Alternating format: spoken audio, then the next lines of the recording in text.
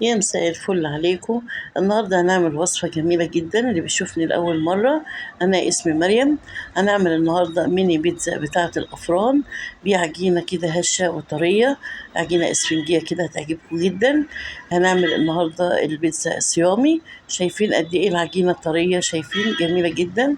وهنعرف ازاي طريقة التسوية المظبوطة، وهنعملها مع بعض خطوة بخطوة.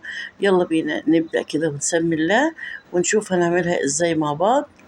ويا ريت الفيديو بقى لو عجبك ما تنسيش بقى في الاشتراك واللايك، وتعليق كده حلو منك.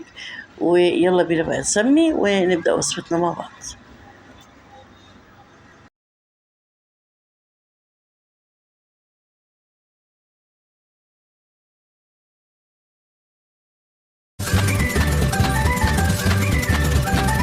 أول حاجة هنجيب كوباية من المية، وهنا المية اللي هنستخدمها بتكون مية فترة أو دافية.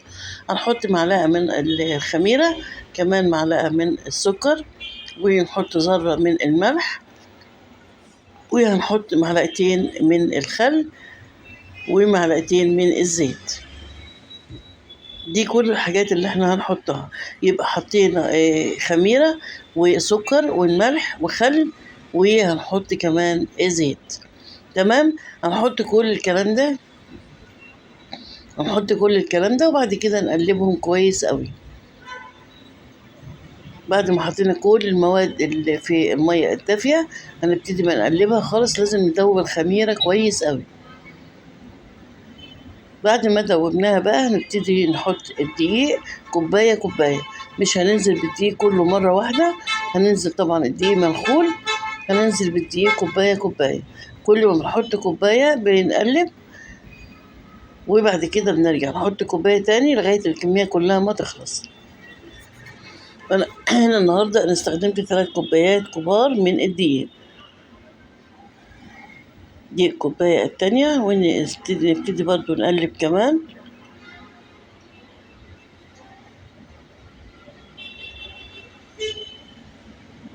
دي الكوباية التالتة.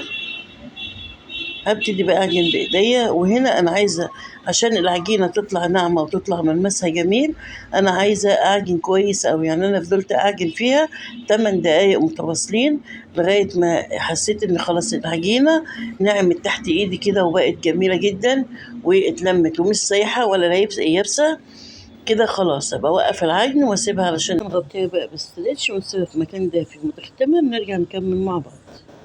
دلوقتي يلا بينا عشان نحضر الصلصة. هنجيب 3 معالق كبار من الصلصة المهبئة. هنحط كمان عليها معلقة من الملح، معلقة من الفلفل الأسمر، معلقة من توم البودر، ومعلقة من البصل البودر. وأهم حاجة في الموضوع اللي بيخلي الصلصة طعمها خرافة، معلقة صغيرة من الزعتر المجفف. هنقلب الكلام ده كله مع بعض لغاية ما ندوبه خالص. هنحط بقى بعد كده معلقتين من الزيت الطعام، وهنقلب كله كده مع بعضه. وبعد كده هنركنها بقى على جنب. في الوقت ده خلاص كانت العجينة بتاعتنا اختمرت وبقت تمام. شايفين جميلة ازاي؟ وهنخرج بقى الهواء منها، ونبتدي نقسمها على جزئين عشان تبقى سهل الفرد معانا. ونبتدي نفردها كده بالشكل ده كده بحجم ده، مش هنطخن عن كده. بعد كده هنجيب بقى كوباية أو طبق الحجم اللي انت حابة تعملي بيه حجم البيتزا هشتغلي بيه.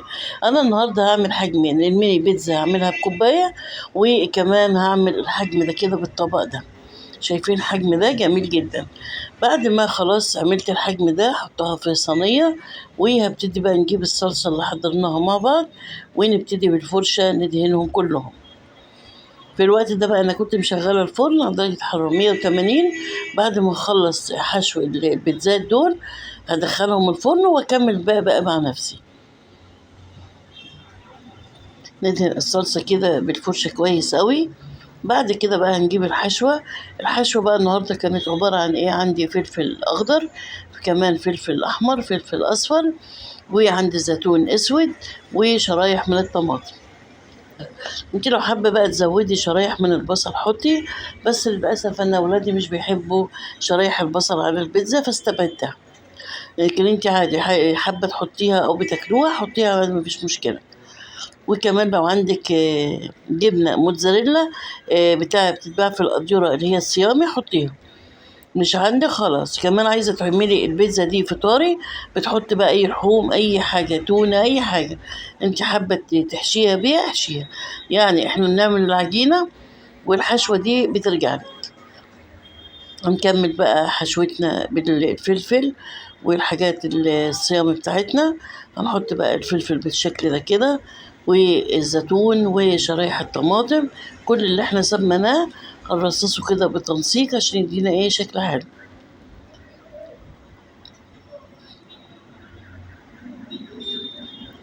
تمام. وزي ما قلت لكم الفرن شغالة عشان مجرد ما بنخلص بندخلها، ولما تخرج بقى نشوف الشكل النهائي بتاعها.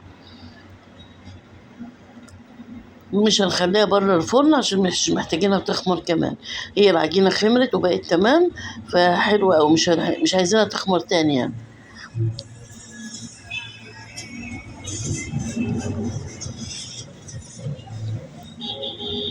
كده خلاص حشيناهم. لسه بس ايه، هنحط شرايح الطماطم وخلاص. نحط شرايح الطماطم كده،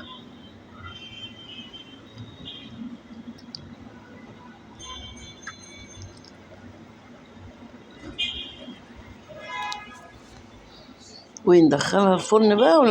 كده حبايبي خلاص وصفتنا انتهت. اللي عملنا فيها ميني بيتزا الأفران، طريقة بسيطة جدا وسهلة. وكمان الحشوة كانت صيامي، والعجينة طرية وهشة وقطنية زي ما انتوا شايفين كده. أتمنى فيديو النهاردة يكون عجبك، وأتمنى أن انت تجربيها. وأشوفكم بخير بقى في وصفة جديدة، وإلى اللقاء. باي باي.